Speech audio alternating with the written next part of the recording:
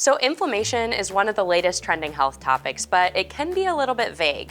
And there are so many things that can influence inflammation in our bodies, including what's on our plate. So here we're gonna get into the internet's most asked questions about inflammation and foods you can eat to reduce it.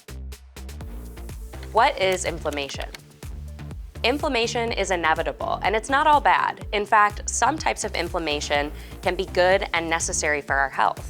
So acute inflammation is the type that helps our body fight off illness and injury. So think when you have like a cut or a bruise or a sprain or even a burn. Our immune system also triggers acute inflammation in response to a virus or a bacteria, and it's intentional to help draw blood flow and white blood cells to the area that's under attack. In short, acute inflammation is the good type of inflammation. The type of inflammation that can be a little bit more problematic for our health is called chronic inflammation, and this is more low-level inflammation that can persist for longer periods of time. Rather than a response to illness, chronic inflammation is triggered by irritants or foreign compounds in our lifestyle, food, or the environment around us. Things like stress, poor sleep, unbalanced diet, or a sedentary lifestyle can perpetuate chronic inflammation in our bodies. Is inflammation bad for you? So acute inflammation typically goes away after its job is done, but chronic inflammation can tend to linger unless changes to your diet, lifestyle, or environment are made.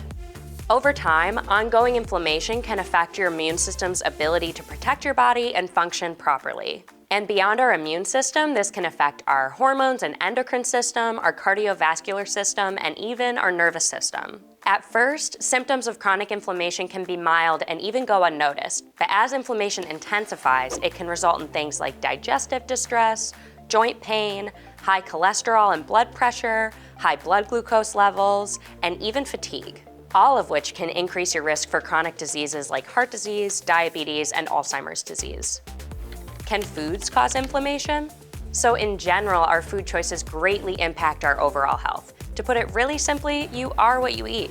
And inflammation is no exception. There are certain foods that can predispose us to chronic or bad inflammation, and that includes foods that are high in added sugars, highly processed foods, processed meats, excess alcohol, and artificial sweeteners. That said, there are several foods, typically whole foods, that can help reduce inflammation in the body.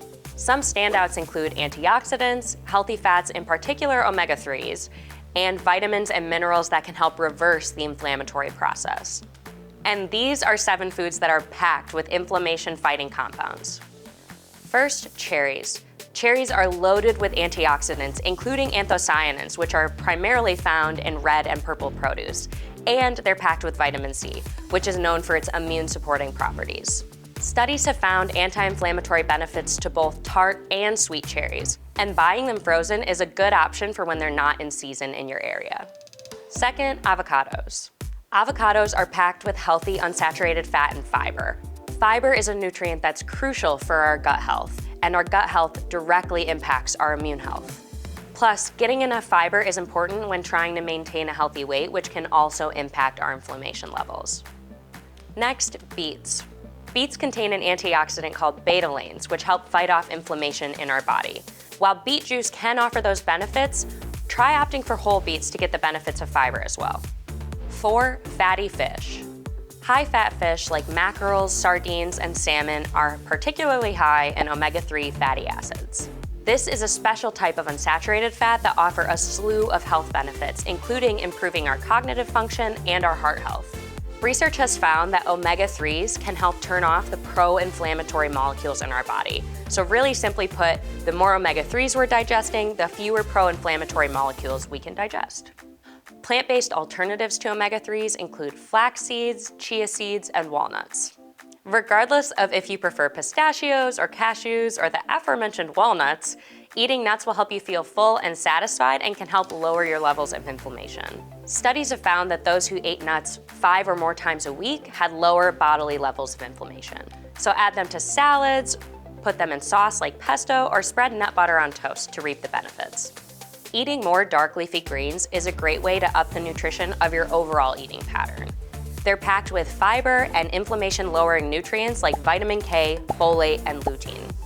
Research shows that every green has a unique blend of anti-inflammatory properties. So mix it up and maybe try a new green. They all vary in flavor, so you might find a new food that you like. Lastly, spices. There are so many reasons to use more spices in your day-to-day cooking. Most importantly, they make your food taste way better and more complex. And on their own, they're free of any added sodium, sugar, or calories. But be sure to check the labels on pre-made spice mixes. And there are literally so many kinds that you can experiment with them in sweet or savory dishes, so get creative with it. Numerous spices are potent sources of antioxidants too. Some heavy hitters include turmeric, clove, ginger, oregano, pepper, garlic, and mint. So I hope this helped demystify inflammation a bit and explain foods that can help reduce it. Check out the article for more information, and thank you for watching.